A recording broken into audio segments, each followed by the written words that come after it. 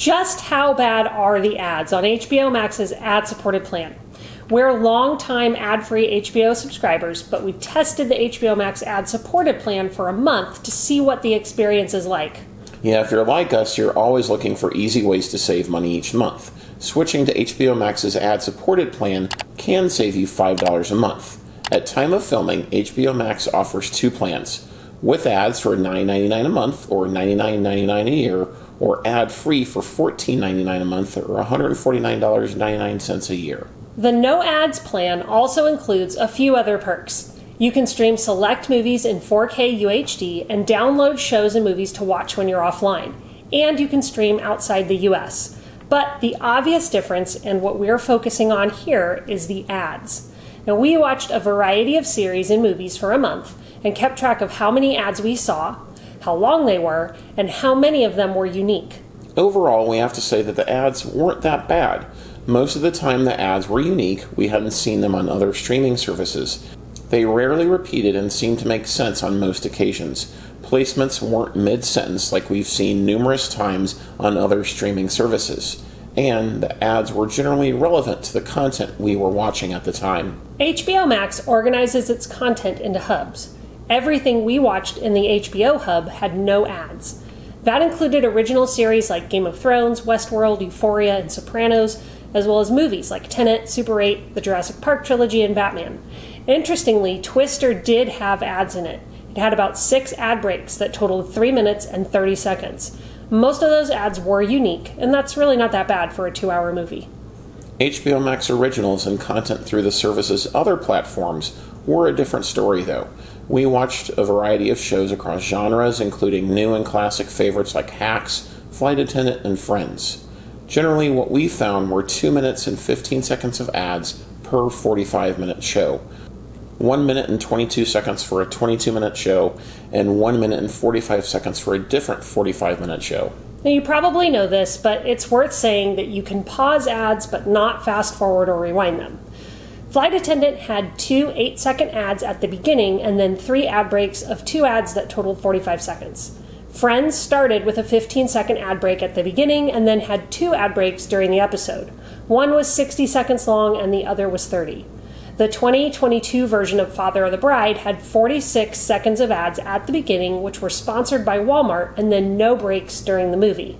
Overall, it really wasn't bad. Yeah, there was a good variety of natural ad breaks. Only a quarter to a third of the ads on HBO Max were ones we'd seen on other streaming services. If you need to save a little money right now, the ad plan is worth trying.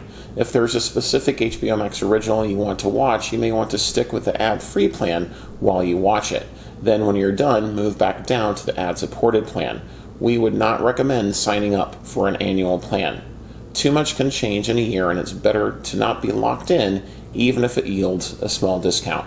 Yeah, that's especially true over the coming months, as Discovery Plus and HBO Max figure out what their new combined platform may look like. We tested the ads on Discovery Plus as well, which also has ad-free and ad-supported plans, and discussed what it's like to use the streaming service in our review of it. We did find the ads to be more frequent and have less variety on Discovery Plus. It really depends, though, on what you're watching on the service, but it did have noticeably more interruptions. When HBO Max launched its ad-supported plan, it said it would serve fewer ads than any other ad-supported streaming option and would keep its ads to less than 4 minutes per hour. Adweek reported that there were only 18 seconds of ads during a 41-minute long episode of HBO Max original The Flight Attendant. They also said ads would be creative and personalized to prevent boredom from viewers. At launch, a maximum of 2 brands appeared in each ad segment, which generally consisted of a 30 and 15-second spot, but varied depending on the show and advertisers.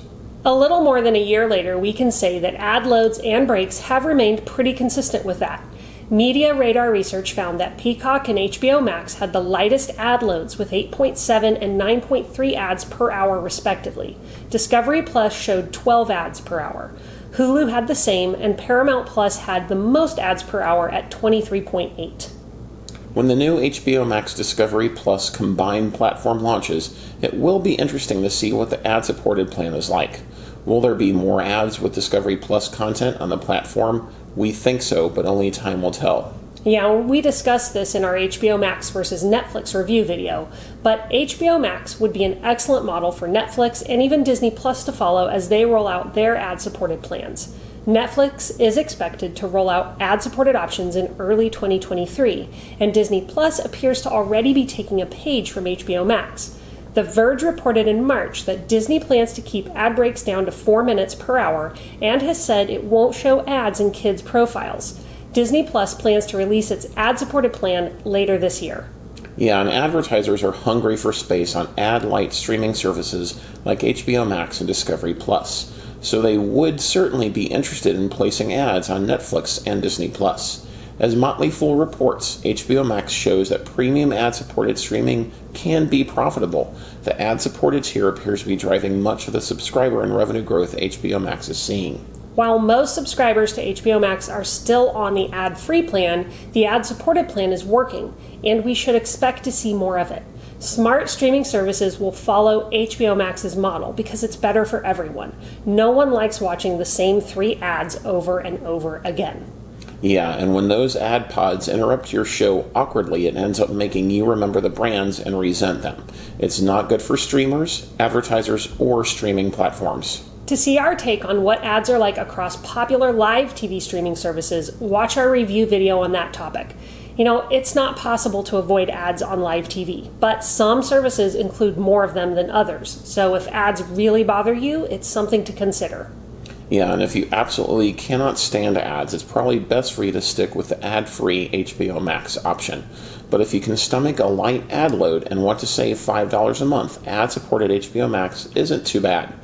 Well, that does it for this video. How bad do you think the ads are on HBO Max? What streaming service do you think is the worst with ads? Will you pay extra to avoid commercials? Let us know in the comments below. And if you haven't already, don't forget to like, subscribe, and turn on notifications so you can get all our latest news and reviews when they drop. And if you know someone who would enjoy this video, share it with them. Thanks for watching, and we'll see you in our next video.